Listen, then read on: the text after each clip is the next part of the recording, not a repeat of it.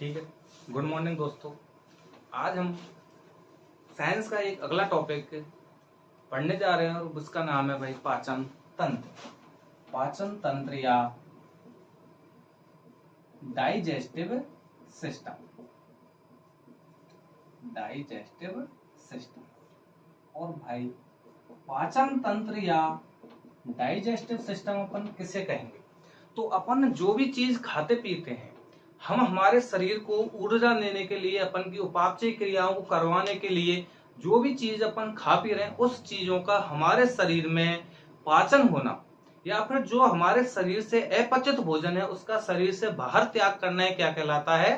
पाचन। इसमें क्या है, जैसे हम भोजन के रूप में कोई जटिल अणु ले रहे हैं, हम जटिल अणु अपने खाने पीने में उपयोग में ले रहे हैं, जटिल अणुओं को अपन चेंज कर रहे हैं भाई किसमें?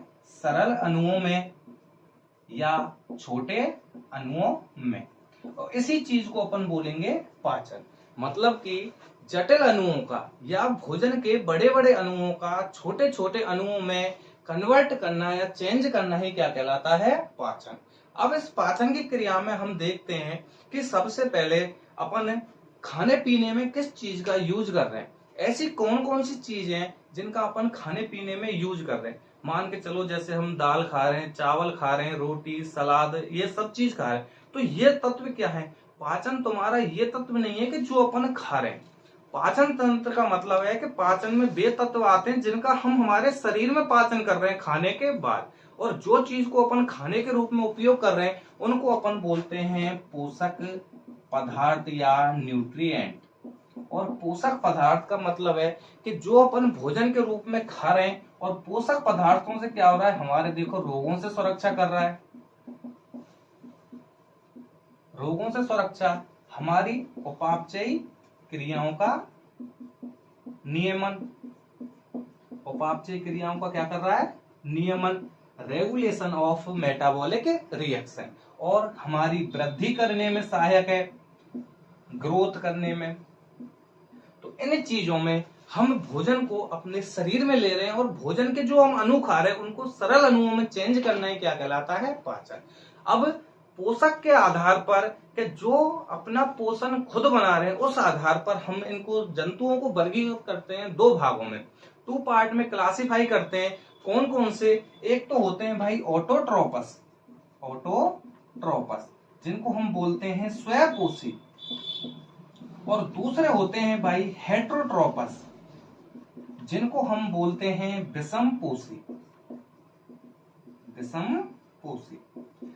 स्वयंपोषी का मतलब है कि जो अपने भोजन का निर्माण खुद कर रहा है, अपने खाने पीने का निर्माण खुद कर रहा है, उसको अपन बोलेंगे स्वयंपोषी या ऑटोट्रोपस। और हम देखते हैं कि ऑटोट्रोपस में आते हैं हरे पेड़ पौधे, जो क्या करते हैं? प्रकाश संश्लेषण की क्रिया द्वारा अपने भोजन का क्या करते हैं? निर्माण। और जब प्रकाश संश्लेषण हो जाएगी तो वो अपनी प्रकाश संश्लेषण में O2 गैस लेंगे और CO2 गैस अंदर लेंगे और O2 गैस बाहर निकालेंगे। देखो ये भी चीज है कि प्रकाश संश्लेषण और श्वसन, रेस्पायरेशन और फोटोसिंथेसिस, श्वसन और प्रकाश संश्लेषण। श्वसन का मतलब क्या है कि हम श्वसन कर रहे हैं या पेड़ पौधे श्वसन कर रहे हैं। सभी लोग क्या कर रहे हैं? O2 तो ग्रहण करेंगे और CO2 क्या करेंगे? शरीर से बाहर निकालेंगे। जबकि प्रकाश संश्लेषण में क्या है? CO2 तो अंदर लेंगे और O2 का क्या करेंगे? बाहर त्याग। CO2 अंदर ले रहे हैं, O2 बाहर त्याग रहे हैं, O2 अंदर ले रहे हैं, CO2 बाहर त्याग रहे हैं। और जो पौधे प्रकाश संश्लेषण के द्वारा O2 को बाहर त्याग रहे हैं, उसी क्रिया का यूज हम करेंगे हमारे श्वसन क्रिया करने में। अब अपन बात करें ऑटोट्रोपस, जो अपने भोजन का निर्माण स्वयं कर रहे हैं, और हेट्रोट्रोपस का है जो ऑटोट्रोपस पर डिपेंड कर रहे हैं अपने भोजन के लिए, जिसमें क्या सभी जीव जंतु आ जाते हैं, सभी जीव जंतु।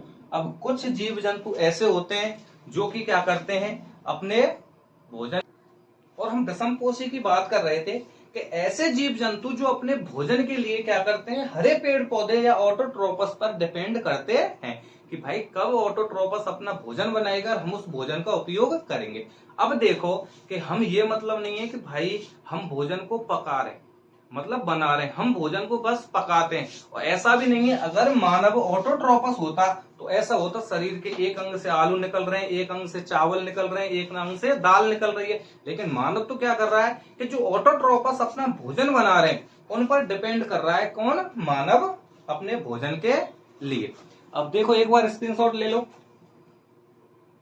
अब अपन बात करें ऑटोट्रोपस के अलावा हेटेरोट्रोपस के। हेटेरोट्रोपस में विषमपोषी में ऐसे कौन कौन से जीव आते हैं जो अपने पोषण के लिए दूसरे पर डिपेंड करते हैं।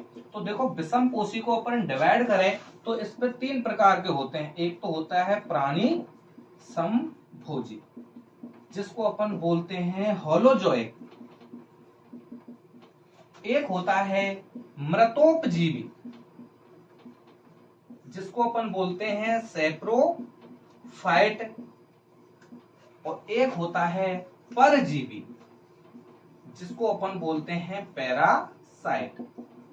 अब इन तीनों का मतलब समझिए कि इन तीनों का मतलब होता क्या है। कि प्राणी समभोजी का मतलब है कि ऐसे जीव जंतु जो दूसरे पर डिपेंड रहकर उनको भोजन का क्या करते हैं, अंतर्ग्रहण या भोजन को अपने शरीर के अंदर लेते हैं। तो देखो इसमें क्या है, भोजन कहा जा रहा है शरीर के अंदर। और देखो जब भोजन को अपन शरीर के अंदर लेंगे तो भोजन का कौन सा होगा, अंतःकोशिकीय पाचन, इंट्रा सेल्यूलर रेस्पाइरेशन, अंतःकोशिकीय पाचन। और इसमें देखो एग्जाम्पल की बात करें तो क्या आ जाएंगे, सभी जीव जंतु। ठीक है भाई, ये तो हुआ प्राणी समभोजी। अब बात करें अपन मृतोपजीवी की। मृतोपजीवी नाम से स्पष्ट हो रहा है मृत पर उपस्थित, कि ऐसे जीव जो क्या करते हैं, मृत कार्बनिक पदार्थों से अपना भोजन प्राप्त करते हैं, उनको बोलते हैं अपन मृतोपजीवी। अब मृत कार्बनिक पदार्थ कौन से होंगे, जैसे कि अपन बात करें कि ब्रेड है, ब्रेड का टुकड़े पर देखो तुमने कभी देखा होगा एक सफेद आवरण छा जाता है। अब वो क्या करते हैं, जो सफेद आवरण होता है वो होता है कवक का, जिसको अपन फंजाई भी कहते हैं। कभी कभी देखा होगा कि जो अचार होते हैं, अचार में भी कैरी का अचार ले लो, उसके ऊपर तेल के अलावा जो भी बाहर कैरी रह जाएगी उस पर भी फफूंद छा जाएगी। तो ये क्या होते हैं, कवक। और एक होते हैं बैक्टीरिया, जो क्या करते हैं, मानव के शरीर में रहकर पोषण प्राप्त करते हैं।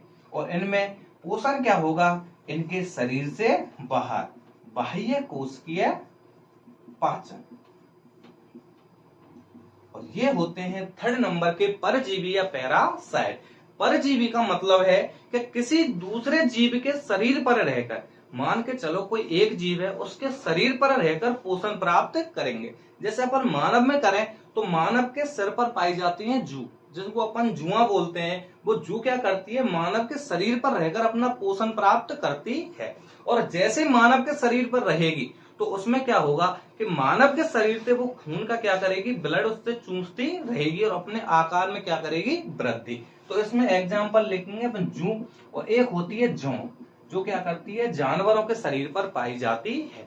अब एक तो हो गया परजीवी पैरासाइट, और एक होता है सहजीवी सिम्बायोटिक। उसका मतलब क्या है कि पोषण तो दोनों प्राप्त करेंगे, लेकिन फायदा क्या है, दोनों को होगा। एक तो जिसके ऊपर रह रही है उसको भी फायदा, और दूसरा कौन सा, जो उसके ऊपर रह रही है। लेकिन इसमें क्या होता है, परजीवी में अपन देखते हैं कि इसमें एक ही जीव को क्या होता है, फायदा। अब हम अगली बात करें, अब देखते हैं मानव में पाचन तंत्र। और मानव में पाचन तंत्र किस प्रकार का होता है, उस चीज को अपन देखेंगे और उसके बारे में अपन बात करेंगे। तो देखो अपन अगली चीज देखते हैं, मानव में पाचन तंत्र।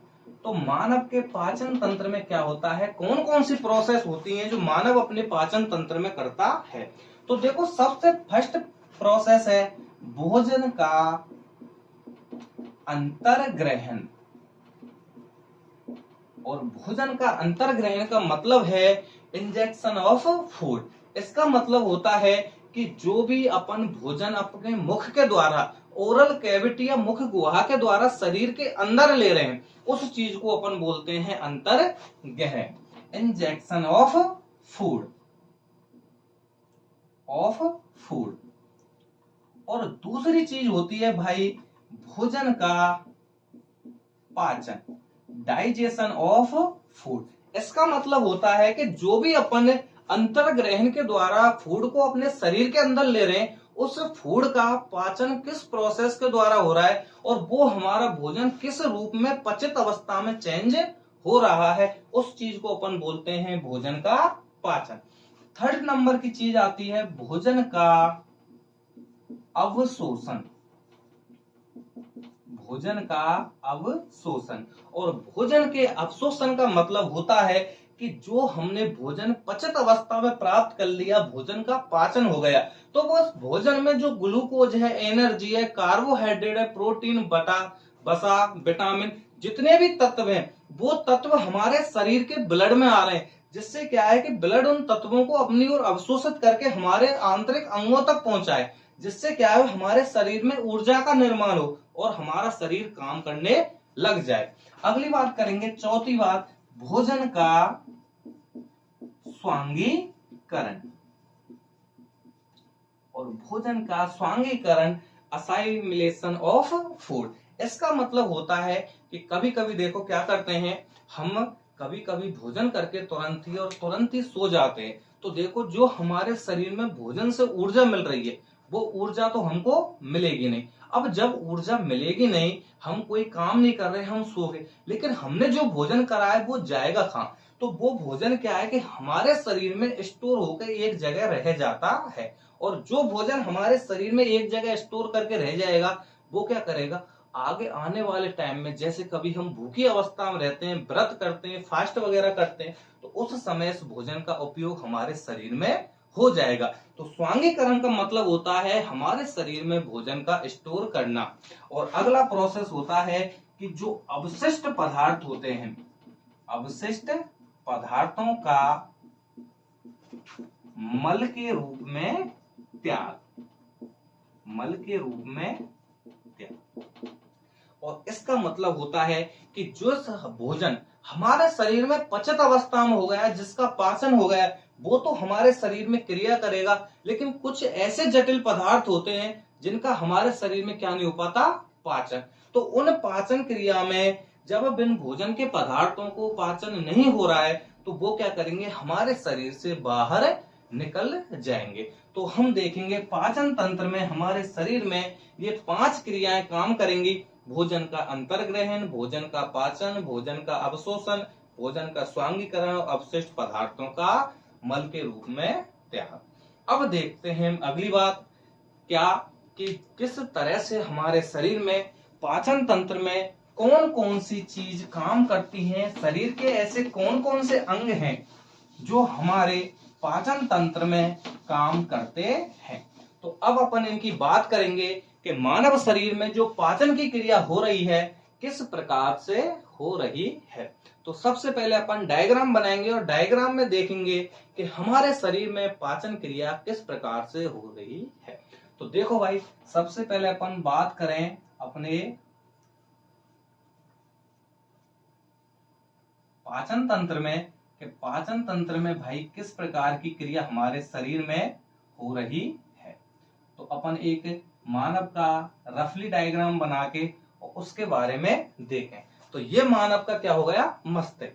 अब जो पाचन की क्रिया होती है मानव शरीर में, वो होती है यहां से मुख से, और इसको अपन बोलते हैं मुख गुहा या ओरल कैविटी, मुख गुहा या ओरल कैविटी। और देखो मुख में क्या होता है, यहाँ पर पाए जाते हैं अपने शरीर में, जिनको अपन बोलते हैं मुख गुहा में पाए जाते हैं यहाँ पर टीथ या दांत, इनको अपन बोलेंगे भाई टीथ। और यहाँ जगह पाई जाएगी हमारे शरीर की टंग या जीभ। ये हो गए दांत, ये हो गई अपन की जीभ। अब क्या करते हैं कि यहां से भोजन इस एक नलिका द्वारा हमारे शरीर के निचले हिस्से में चला जाता है, और जो ये भाग होता है इसको अपन बोलते हैं ग्रसनी भाग। कौन सा भाग, ग्रसनी भाग, या इसको अपन बोलते हैं फेरिंग्स या ग्रसनी। अब देखो एक चीज और, कि यहां से श्वसन क्रिया द्वारा एक नली क्या है कि अपने वायु को लेकर, ऑक्सीजन को लेकर आ रही है यहाँ पर, और देखो यहां से निकल रही है। तो अपन बात करें कि भाई ऐसी कौन सी क्रिया होती है जिसका क्या होता है कि यहां से देखो, इस नली से तो क्या है, ऑक्सीजन जा रही है, और इस नली से क्या होता है, भोजन नीचे की साइड जाता है। तो जो देखो ये क्रॉस वाला भाग होता है, खाली जगह वाला भाग, ग्रसनी कहते हैं हम इस भाग को। तो ये वाला भाग है, ये वाला भाग हो जाएगा ग्रसनी या फेरिंग। अब देखो, अगर एक समस्या और सामने, कि अगर भाई ऑक्सीजन हमारी इस श्वास नली में जा रही है, यहां से जाके और नीचे की साइड जा रही है, अगर श्वास नली यहां जाएगी, श्वसन क्रिया में ऑक्सीजन गैस नीचे चली जाएगी तो आदमी की मृत्यु हो जाएगी। अगर भोजन भी अगर श्वास नली में चला गया अपन के ग्रसनी ग्रसिका के द्वारा नहीं जाकर और अपन की श्वसन नली ट्रेकिया में चला गया तो भी आदमी की क्या हो जाएगी, मृत्यु। लेकिन देखो प्रकृति ने हर चीज एक अलग सिस्टेमेटिक तरीके से बनाई है, और उस सिस्टेमेटिक तरीके में क्या है कि यहाँ देखो जो ये नीचे वाला पार्ट है, कि भोजन यहाँ से नहीं चला जाए, तो इसमें क्या होता है, यहाँ पर एक ढक्कन पाया जाता है जिसको अपन बोलते हैं एपिग्लोटिस। एपिग्लोटिस या घाटी ढक्कन, और इसको अपन के शरीर का, हमारे शरीर का ट्रैफिक पुलिसमैन कहा जाता है।